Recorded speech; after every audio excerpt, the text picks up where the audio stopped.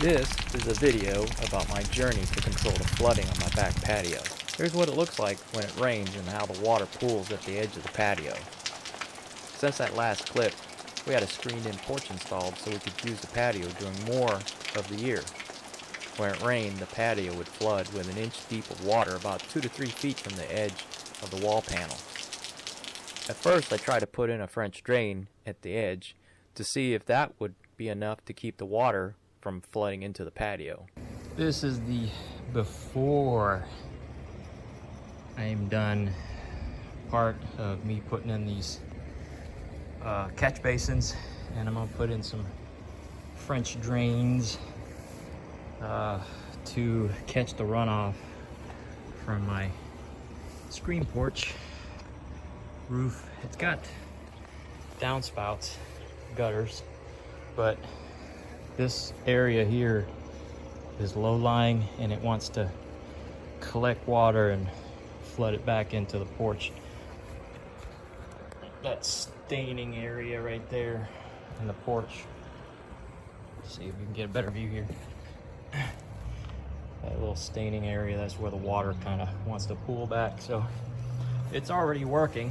I got the other catch basin dug out and it is full of water already from the little bit of rain we have. That was just put in place just for fitment. So I got to pull it back out and I got to drill holes in the bottom of it. But here are the kind of, I don't know, prefab French drains where I don't have to use a whole bunch of gravel. And these aren't 100% as good from what reviews I've read and seen as a regular French drain, but for what I'm trying to do, just this little area here, I think there'll be plenty. There'll be plenty good. So I'll be back and show you the final product later. One thing I did want to say, many people who have dug holes know this, but the hole you dig, this is probably about 18 inches deep, because I got to put rocks underneath the catch basin for it to drain. So it's probably a 1/4 yard of dirt space, but that's the amount of dirt that came out of that hole. And it took me, I dug about, I don't know, 30 minutes last night, and I dug about an hour today. And anybody who thinks they can dig a 6-foot deep hole to bury something, it's gonna take you a while. Given that that's an 18-inch hole, it's probably gonna take, it took me an hour, so it's gonna take you a long time. And you're gonna have a lot of dirt that you gotta do some splaining where that dirt came from. So that's why when you watch those murder movies, they always bury them in a shallow grave, because that's about as far as you're gonna go in the time that you have to bury something where somebody's not gonna ask you any questions. All right, I got 100 feet of this corrugated piping to drain from my downspouts there, and I noticed that when I was stretching it out, it made some weird echo. Can you hear it? And when you talk into it, you get echo, echo, woo, woo, echo. So that's pretty cool. All right, it's about a week later and 2 rainstorms later and a lot of dirt. I got the trench dug, the French drain laid in. I had to cut it. I had to take probably about 1.5 feet off, and the stuff inside is just dense foam, dense styrofoam. I'll save it. Maybe I can use it for something else. There's a piece I cut out of it. So now the easy work, I'm gonna backfill it And hopefully when it rains, it won't flood as bad. Oh, and I did, for the downspouts, I got 100 foot of corrugated piping, they call it. And so when we're expecting a big rainfall, I'm not going to depend on the French drain to handle all the water that's going to be washing into the patio. I'm gonna have it run out. About 3 o'clock, I'm gonna have a guy come by and put gutters on the house, or quote me gutters, but that should help immensely with drainage. So I'll show you the finished product after I bury everything. Well, it didn't help much because the ground is full of tree roots and clay, so the water didn't seep out very fast once the French drain filled up.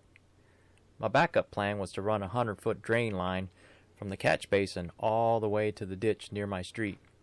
Unfortunately, I lost the footage when I started digging the trench, but you didn't miss much. Here's where the footage of what I do have picks up.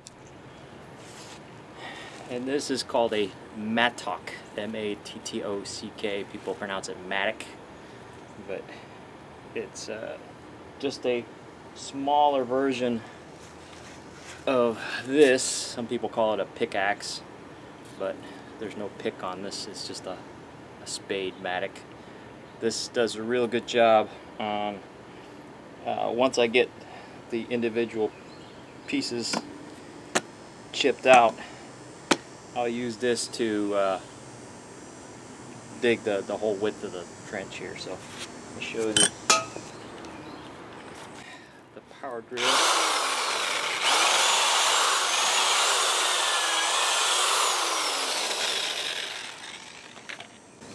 And I just pick away at it with this.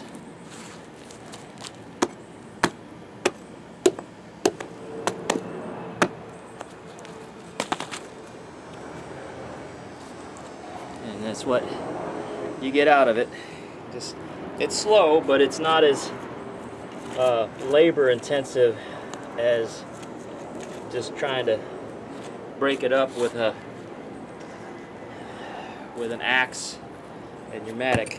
But it took me a day to get half of this. This thing was about 5 feet wide, and just maybe a couple hours every night. Probably a total of 5 or 6 hours total. I got at least half of it broke up. So now that it's dry and I've got the process down, I've drilled holes, so it shouldn't take me more than a couple more hours to clear this whole stump so I can finish my trench. So I'll show you the finished product when I'm done.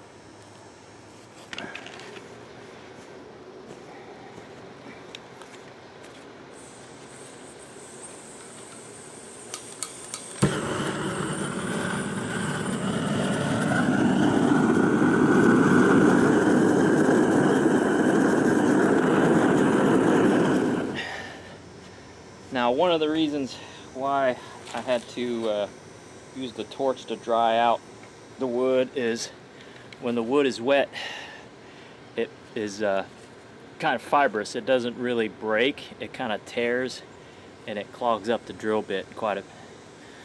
And so it becomes like string. It's very stringy, kind of I don't know, cottony. And it gums up the drill bit, so a drill bit doesn't cut. It just kind of goes in circles and binds. So that's why I have to burn it. But now that it's been burnt, here's some wet fibers from wood that's still wet. But if I drill it on the burnt side,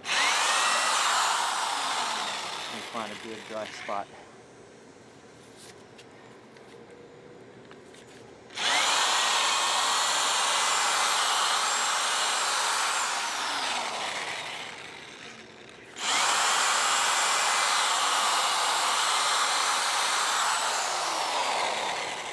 still pretty fibrous. Should get more sawdusty stuff than the fibrous stuff. Yeah, this is nice and warm. I can feel it. So that's what I've been doing. I am almost done. Show you my measuring stick. This is how high well, how far down I could go before I hit the stump. This is how high I need to go. And so the stump started, I don't know, probably from back here. It goes to about right here. See that? And now I'm almost there. I'm about right here. So I just need to chip this out, probably another 2 inches. This is about right. I probably need another ½ inch or so. But yep, that's what you got to do if you don't have a stump grinder, and chainsaws won't work. Well, they'll work, but you'll have to keep sharpening your blade. So I'll show you its features when I'm done.